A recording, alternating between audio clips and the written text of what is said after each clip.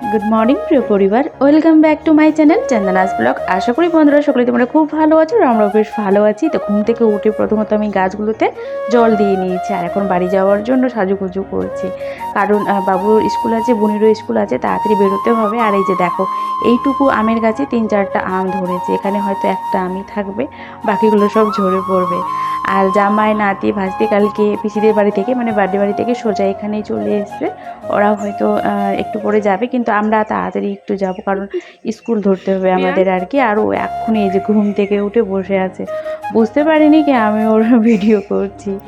তো চলো বন্ধুরা, যাওয়া যাক বাড়িতে। আর মানে যাও রেডি, আমি তো রেডি হয়ে নিয়েছি আর কি। আর সকালে খাবার খাইনি, কারণ তাড়াতাড়ি গিয়ে আবার স্কুল ধরতে হবে। তো সে কারণে চা বিস্কিট খেয়ে আর কি বেরোলাম। আর যাওয়ার পথে এখানে বেশ ডুমুর, পাট শাক বিক্রি হচ্ছিল দেখে না নিতে ইচ্ছে করছিল। সে কারণে একটুখানি দাঁড়িয়ে যে চটপট মানে তাড়াতাড়ি করে, আর ঘরে তেমন কিছু বাজারও নেই, তো ভাবলাম এই যে সুন্দর সুন্দর ডুমুর বিক্রি হচ্ছিল আর পাট শাক, তো সেগুলো নিলাম। বেশি কিছু বাজার করিনি তাড়াহুড়োর মধ্যে। এই যে দেখো, এইটুকুনি ডুমুর নিয়েছি, আর হচ্ছে এই পাট শাক নিয়েছি আর কি। তো এখন ডুমুর করব, আর পাট শাকটা করবো না, কালকে করব। তাড়াতাড়ি করে আর কি, পাট শাকটা করলে দেরি হয়ে যাবে, কারণ আসতে অনেকটা সময় লেগেছে। তো সে কারণে বেশি কিছু করব না, ডাল করব আর হচ্ছে ডুমুর ভাজা আর ডিমের অমলেট করে নেব, তাহলেই হয়ে যাবে, মানে চটপট আর কি রান্না হয়ে যাবে। মালদাতে এসে তেমন বাড়িতে আর ঠিক মতো থাকা হচ্ছে না, মানে শ্বশুর বাড়িতে আর কি। শুধু যাচ্ছি, রাতটুকুনি থাকছি, সকালে মানে কোনো অনুষ্ঠান হলেই আর কি বাড়িতে যাচ্ছি। হ্যাঁ, মানে ধরো সন্ধ্যাবেলা যাচ্ছি, রাত্রিবেলায় রাতটুকু থেকে আবার সকালে সেই ঘুম থেকে উঠে চলে আসতে হচ্ছে। রায়গঞ্জে থাকতে এরকমটা হতো না, মানে সময় নিয়ে আর কি আসা হতো। এত ঘন ঘন বাড়ি যাওয়া হতো না, কিন্তু আসলে আর কি সময় নিয়ে আসতাম। আর এখানে মালদাতে আসার পর যেহেতু কাছেই, তো সেরকম হচ্ছে না, মানে যেতে হচ্ছে আসতে হচ্ছে, এরকমই চলছে।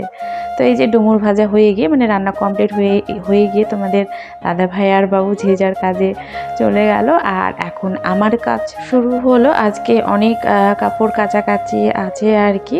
তো প্রথমত আমি কাপড়গুলোই কাচবো, তারপর বাকি সেই তো আছেই বাসনপত্র। রান্নাঘর তো একেবারে যাতা হয়ে আছে, রান্নাঘর পরে পরিষ্কার করব, আগে ভাবছি কাপড়গুলো কেচে নিই। আজকে বেড কাভার, বালিশের কাভার, বিছানার আর কি বিছানার চাদর সব কিছু কাচাকুচি করে ঘর বাড়ি আজকে মানে ডিপ ক্লিন করবো আর কি, পরিষ্কার করবো। আর এখানে না এত এত ধুলো পড়ে, তো এইদিকে কাজ করতে করতে যখন বিরক্ত লেগে যাচ্ছে, তখন আমার এই যে একটুখানি ঢং করছে আর কি, ঢং করে করে ক্যামেরা অন করে কাজ করছি।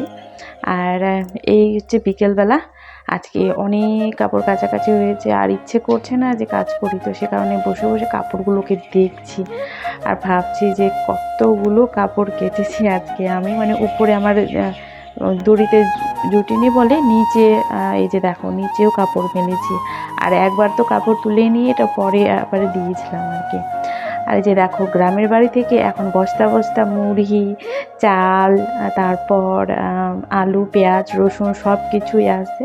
এগুলো মা নিয়ে এসেছিলো, সেটা তোমাদের শেয়ার করা হয়নি। মা একদিন ডাক্তার দেখাতে এসেছিলো, তো সেই সময় আর কি নিয়ে এসেছিলো 1 বস্তা মুড়ি, 1 বস্তা চাল, তারপর আলু, অনেক কিছুই আর কি। মুড়ি রাখার বয়ামটা আর ধরলো না। মুড়ি এই যে দেখো অর্ধেক বস্তার থেকেও বেশি আর কি থেকে গেল। তো ভাবছি এই মুড়ির বস্তাটাকে কোথায় রাখবো। তো আমার রান্নাঘরে যেহেতু অনেকটা জায়গা আছে, তো ভাবছি না উপরে তুলে রাখবো আর কি। তো বন্ধুরা, আজকের মতো ভিডিওটি আমি এখানেই শেষ করবো। আবার একটি নতুন ভিডিও নিয়ে আসবো, ততক্ষণের জন্য বাই অল। আর এই যে দেখো, আমি মুড়ির বস্তাটা কোথায় রাখলাম, উপরে। আরও দেখো অনেকটা জায়গা বেঁচে আছে।